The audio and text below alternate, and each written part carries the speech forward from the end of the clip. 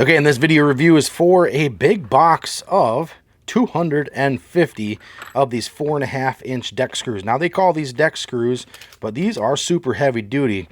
These are 4.5 inches. If you want something awesome, these are kind of like a headlock or Timberlock, so they replace those 3/8 inch lag bolts. Super heavy duty. Even comes with a star bit. This is a T30 star bit, so we'll just put that right into end of a drill and get this going. Let me show you how easy they go in and how strong and durable they are. But you're getting a whole bucket full of them. These are made to hold and lock onto things. Let's see how they work. Okay, so now just to show you how strong and durable these are, I'm going to attach this 2x4 right here to this post. Let me get this started here. Okay, so I got the bolts started, and let me just screw them in.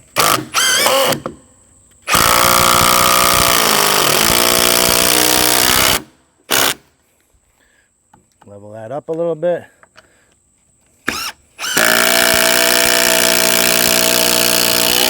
And there we go.